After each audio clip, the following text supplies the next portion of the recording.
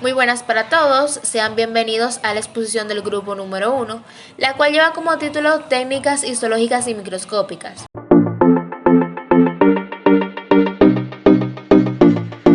Histología, que también la podemos llamar como anatomía microscópica, es el estudio científico de las estructuras microscópicas de los tejidos y órganos del cuerpo.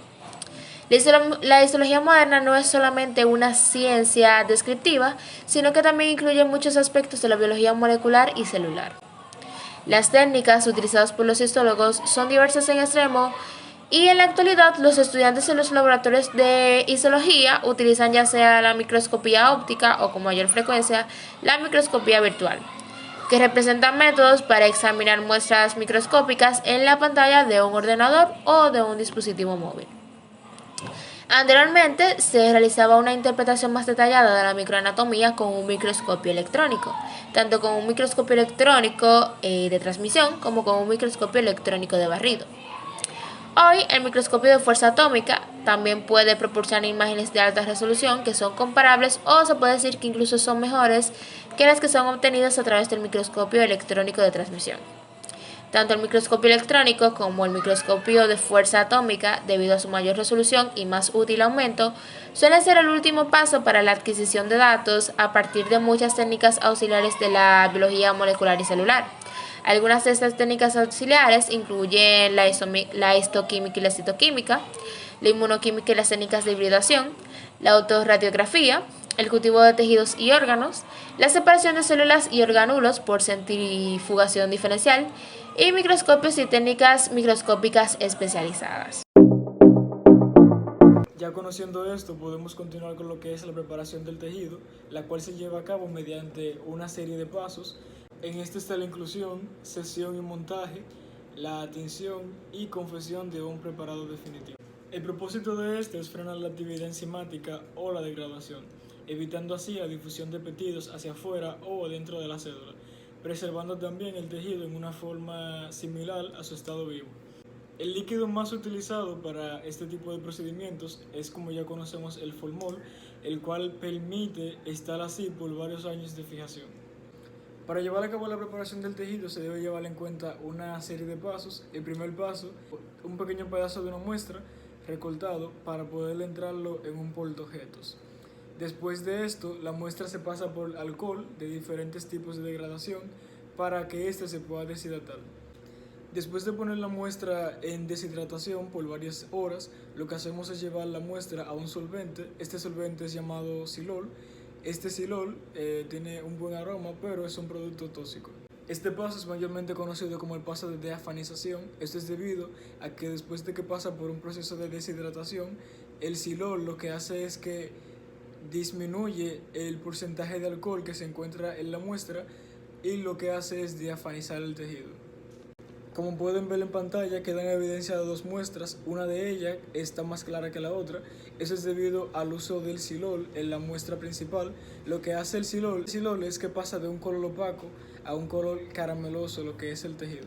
Después de culminar el proceso de diafanización, lo que continúa es llevarlo a un proceso de inclusión en parafina.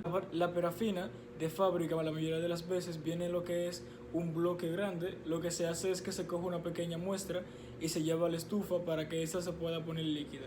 Cuando la parafina está líquida, ponemos la muestra en ella para que así podamos ponerla por el resto de la noche a que pueda combinar su proceso de evaporación del silol y llevarla a la inclusión en parafina. Culminado este proceso, lo que pasa es que queda totalmente introducida en parafina. Después se saca la muestra del empaque en que lo llevamos a la introducción de esta misma. Se pone la pinza un poco en el mechero para tomar caliente. Fijamos la muestra en la parafina y ya ese es todo el proceso para la preparación del tejido y la fijación del mismo. La histoquímica es el estudio de los componentes tisulares y celulares por medio de colorantes especiales. La histoquímica es la aplicación de las reacciones químicas y bioquímicas en la técnica histológica, con el fin de localizar y determinar de manera científica ciertas sustancias o su actividad. Las técnicas histoquímicas Son un conjunto de técnicas que permiten la identificación, localización y cuantificación de una sustancia en un tejido o en una célula. Las técnicas histoquímicas son un conjunto de técnicas usadas para localizar moléculas dependiendo del nivel donde estemos trabajando. Se llaman histoquímicas, tejidos, o citoquímicas, células, aunque ambos términos se usan como sinónimos. Estas técnicas se usan tanto en microscopios ópticos como en microscopio electrónico. Los métodos histoquímicos se basan pues en hacer reaccionar químicamente determinados reactivos con los componentes celulares o tisulares que queremos demostrar para obtener un producto final que es coloreado y puede verse con el microscopio. Las reacciones químicas suponen una reacción química en la que intervienen moléculas pertenecientes al propio tejido. Su objetivo es poner de manifiesto una molécula o familia de moléculas presente en una sección histológica y estudia su distribución tisular. Estas moléculas son difícilmente discernibles con colorantes generales. Durante este procedimiento del tejido previo a lo que es la reacción, como la fijación o la inclusión, hay que evitar dañar a la molécula que se quiere detectar porque de otra manera resultaría un falso negativo. Es decir, no tiene tinción cuando en realidad la molécula de interés sí está presente en el tejido, aunque está deteriorada. Le estaré mencionando algunas tinciones histoquímicas, como la de Periodic Stiff, que es una técnica extremadamente útil y agradable estéticamente.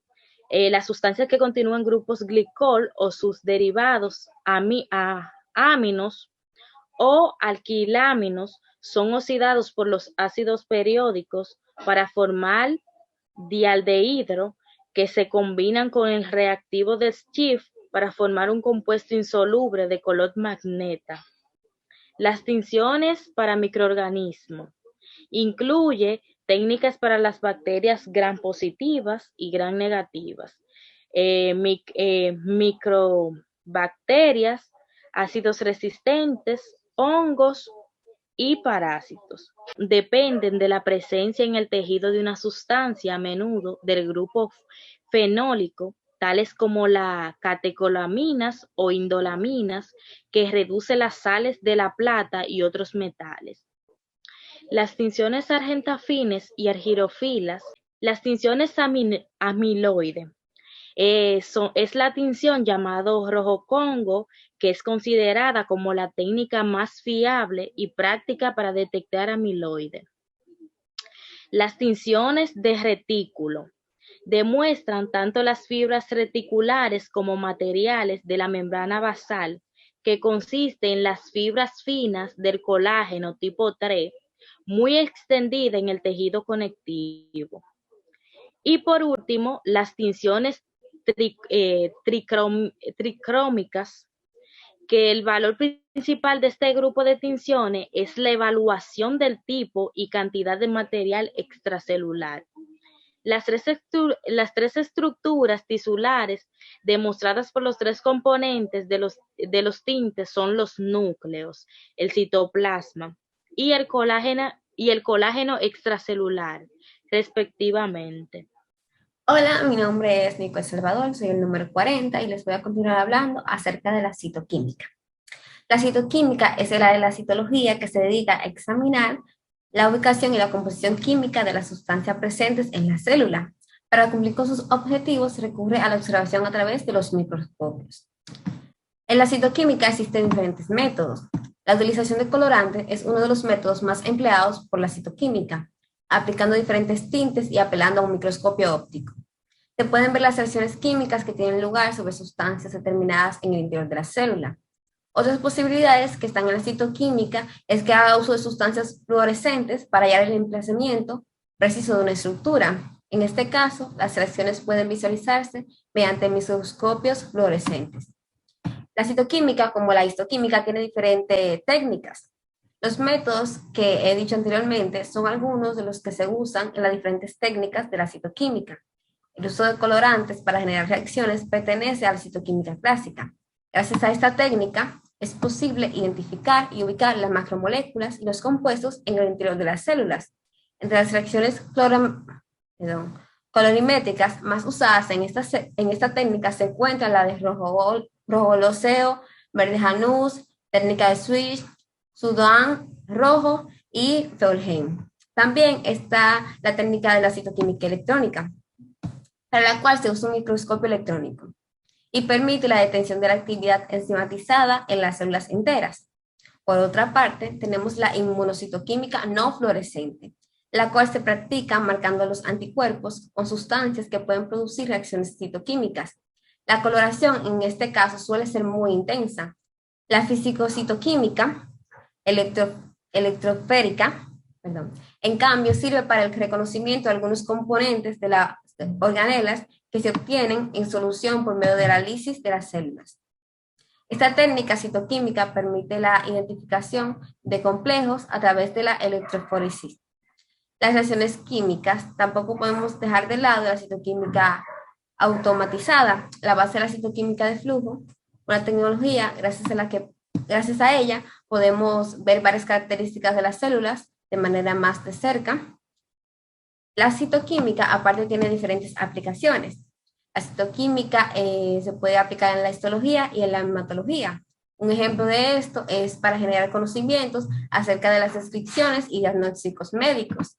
Hay tipos de leucemias en las cuales la citoquímica nos permite realizar estas aplicaciones y permite estudios de médula ósea, estudio de la célula, extracción de sangre periférica y estudios de los diferentes tipos de tejidos. La microscopía óptica. Un microscopio, ya sea simple, es decir, está compuesto de un solo lente, o un compuesto, es decir, que está compuesto por múltiples lentes, es un instrumento que amplifica una imagen y que nos permite ver más detalles de los que se es posible a simple vista. El poder de resolución del ojo humano, es decir, la distancia en la que deben estar dos objetos para que se vean por separado, está determinado por el espacio que hay entre las células fotorreceptoras contiguas a la retina. La función de un microscopio es la de ampliar una imagen a un nivel en el que la retina pueda resolver la información que, de otro modo, estaría por debajo de su límite de resolución. La resolución depende no solo del sistema óptico, sino que también de la longitud de luz de onda y de otros aspectos como el espesor de la muestra, la calidad de la fijación y la intensidad de la tinción. En la investigación biológica moderna se dispone de varios microscopios ópticos para uso general y especializado. Las diferencias radican en gran medida en factores como la longitud de onda con la que se ilumina la muestra, las alteraciones de la luz que entra y sale de la muestra y procesos analíticos específicos que se pueden aplicar a la imagen final. El microscopio utilizado por la mayor parte de estudiantes de investigaciones es el microscopio de campo claro, el cual es el descendiente directo de los microscopios de uso muy difundidos en el siglo XIX e iniciaron la gran era de investigaciones histológicas. Para que una muestra se pueda examinar con el microscopio de campo claro, debe ser lo suficientemente fina como para que ésta atraviese la muestra. Si bien algo de luz es absorbida al atravesar la muestra, el sistema óptico del microscopio de campo claro no produce un grado útil de contraste en una muestra sin teñir, y es por eso que se utilizan los distintos métodos de tinción.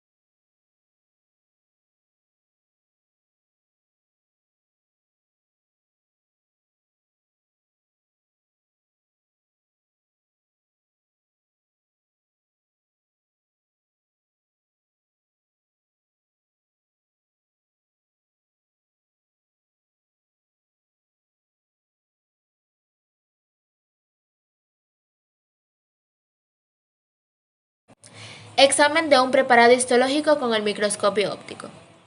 Los órganos son tridimensionales, es decir, poseen 3 dimensiones, mientras que los cortes histológicos solamente tienen 2 dimensiones, es decir, son bidimensionales. Toda muestra de tejido preparado para su examen por microscopía óptica debe cortarse en rebanadas lo suficientemente finas.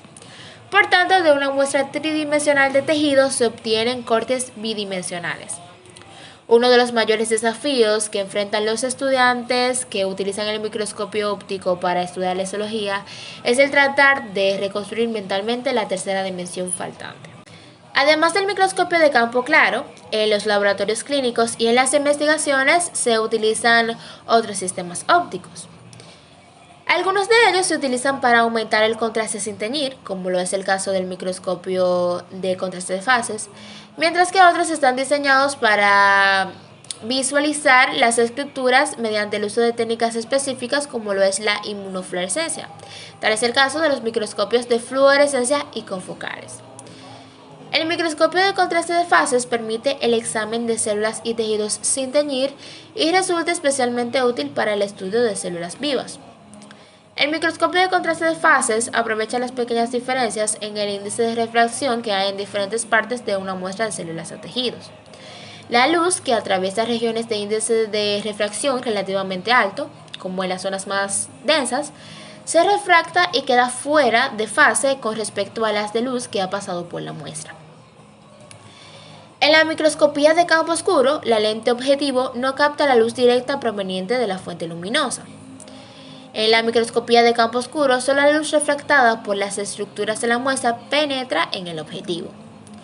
El microscopio de campo oscuro está equipado con un condensador especial que ilumina el preparado con mucha intensidad y de una forma oblicua. Así, el fondo se vuelve oscuro y las pequeñas partículas que se encuentran en la muestra aparecen brillantes. El microscopio de polarización es una simple modificación del microscopio de campo claro, en el cual un filtro de polarización llamado polarizador se coloca entre la fuente de luz y la muestra, y un segundo filtro llamado polarizador se instala entre la lente objetivo y el observador. Saludos a todos. Mi nombre es María del Carmen Reyes Eusebio y en esta ocasión les estaré explicando 3 microscopías, las cuales son la microscopía electrónica, la microscopía de fuerza de átomos y la microscopía virtual. Iniciaré con la microscopía electrónica. Dentro de la microscopía electrónica hay 2 tipos de microscopios, los cuales nos proporcionan datos tanto morfológicos como analíticos de las células y sus tejidos. Estos son el microscopio electrónico de transmisión con sus siglas MET y el microscopio electrónico de barrido con sus siglas MEB. El adelanto principal de la microscopía electrónica en comparación con la microscopía óptica es que la longitud de la onda del haz es de unas 2000 veces menor a la del haz de luz del microscopio óptico, lo cual aumenta la resolución por un factor de 10 a la 3. El MET, que es la microscopía electrónica de transmisión, utiliza el intercambio de haz de los electrones como muestra para producir una imagen. La óptica en un principio era bastante similar a lo que vimos anteriormente con la compañera del microscopio óptico, excepto que este utiliza un haz de electrones en lugar de un haz de luz. El principio del microscopio es el siguiente. Una fuente de electrones, lo que puede ser de un cátodo o de un cañón de electrones. Los electrones además son traídos hacia un anodo.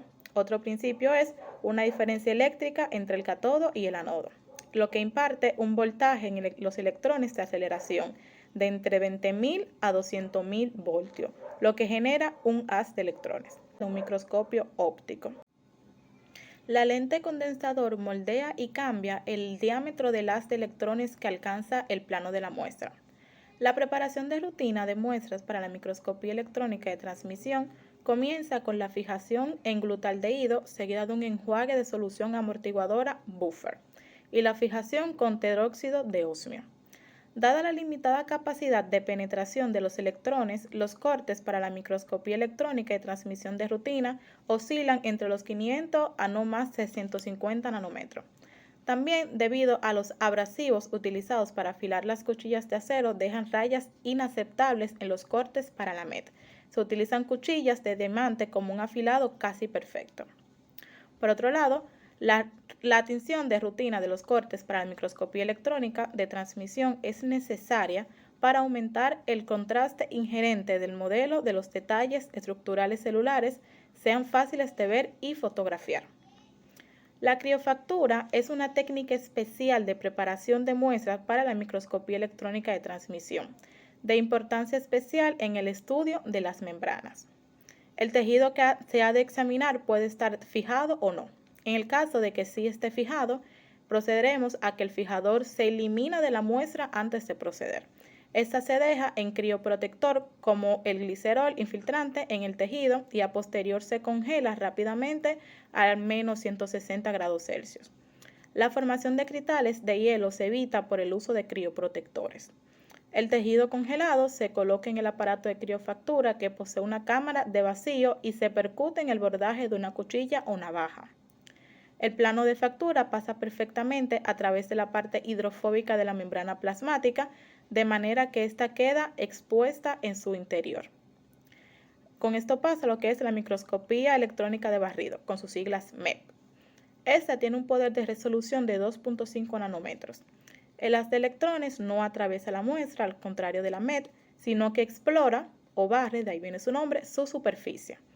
El barrido se consigue con el mismo tipo de exploración que hace recorrer el haz de electrones sobre la superficie de un tubo de televisión. Los electrones reflejados desde las superficies, también llamados electrones retrodispersos, y los electrones que son expulsados de la superficie, llamados electrones secundarios, son recogidos por uno o más detectores y procesadores para formar una imagen de alta resolución tridimensional de la superficie de la muestra. El microscopio electrónico de transmisión METB combina características del MET y del MEP para conseguir el microanálisis de rayos X por sonda electrónica. Microscopía de fuerza atómica. Esta tiene las siglas MFA. La misma se ha convertido en una de las herramientas más poderosas para el estudio de la topografía superficial con resolución molecular y atómica. Se trata de un microscopio no óptico que funciona de la misma forma de los pulpejos del dedo, los cuales tocan y sienten la piel de nuestra cara cuando no podemos verlo. La microscopía virtual es un proceso digital que se presenta como una alternativa al examen de portaobjeto de vidrios utilizando un microscopio óptico. La microscopía virtual integra la microscopía óptica convencional y la tecnología digital. Y hasta aquí la exposición del grupo número 1.